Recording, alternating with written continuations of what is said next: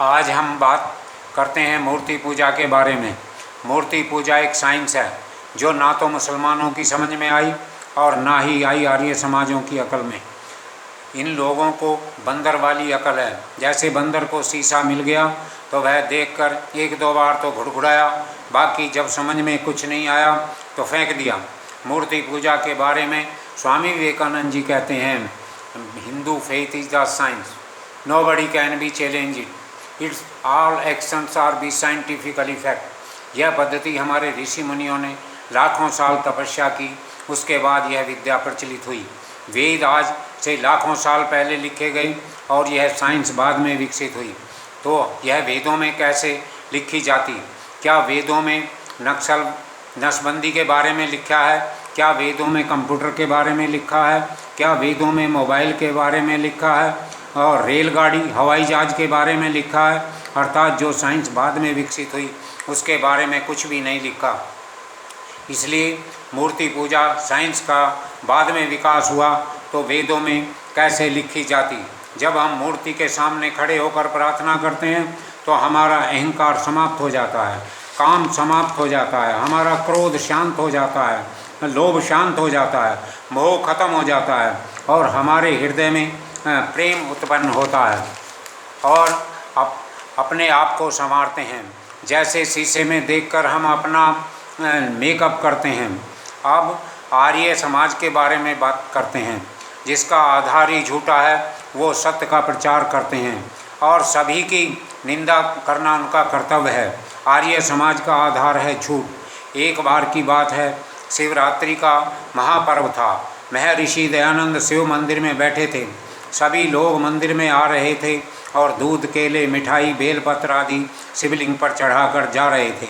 जब सब चले गए तब भी स्वामी जी वहीं पर बैठे रहे। तभी एक चूहा आया और शिवलिंग पर घूमा तथा मिठाई, केला खाकर चला गया। तब स्वामी जी के मन में प्रश्न उठा कि यह तो भगवान नहीं हो सकता। जो अपनी रक्षा स्वयं नहीं कर सकता वह हमारी रक्षा क्या करेगा? और उनका मूर्ति पूजा से विश्वास उठ गया और मूर्ति पूजा के विरुद्ध हो गए। और गुरु ब्रजानंद का भी उसमें हाथ था, क्योंकि वो चक्षुविहीन थे। उन्हें मूर्ति पूजा का ज्ञान नहीं था और उन्हें आदेश हुआ कि वेद सत्य है तो वेद का ही प्रचार करो, लेकिन वो मूर्ति पूजा की साइंस को नहीं समझ पाए। अब इससे आगे की बात करते हैं। अब उस शिवलिंग ने तो अपनी रक्षा नहीं की। क्या आपका निराकार भगवान उन दूध, केलों की, मिठाइयों की रक्षा कर सकता है?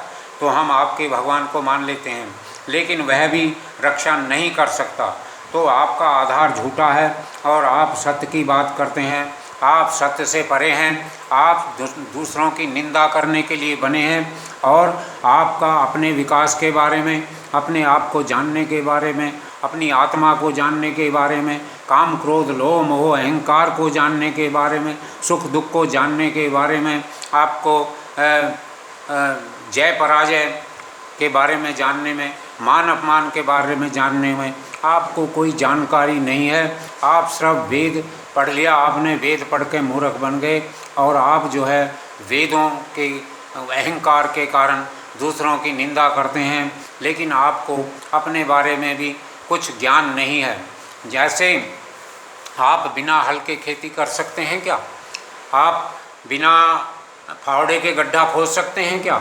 आप बिना वाहन के यात्रा कर सकते हैं क्या?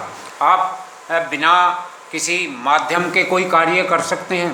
परम सिद्ध सिद्धांत है कि संसार का कोई भी कार्य बिना माध्यम के नहीं हो सकता और मूर्ति पूजा एक माध्यम है, ईश्वर से मिलाप करने का एक माध्यम है। हमारे हृदय में भी वही मूर्ति है जो बाहर है और हम सिद्धांत मानते हैं। जो सिद्धांत है माध्यम का सिद्धांत, बिना माध्यम के कोई कार्य नहीं हो सकता। निराकार की भी बिना माध्यम के हम उपासना नहीं कर सकते, बिना माध्यम के ध्यान नहीं लगा सकते। इसलिए श्रीमद् भागवत गीता में भगवान कृष्ण ने कहा है कि निराकार की जो उपासना करते हैं वो कभी तरक्की नहीं कर सकते। उनको जो है कहीं उनका ध्यान केंद्रित नहीं होता है, इसलिए उनका विकास नहीं हो सकता। चाहे वो मुसलमान हो, चाहे वो आर्य समाजी हों, कोई भी कार्य बिना माध्यम के कार्य नहीं हो सकता।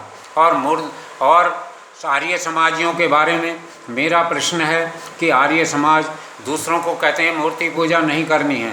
इनके मंदिरों में भी देखो जो है ना महर्षि दयानंद और ऋषि मुनियों की फ़ोटोएँ लगी हुई हैं। और चौधरी चरण सिंह बहुत बड़े आर्य समाजी थे जिन्होंने जीवन भर मूर्ति पूजा की निंदा की।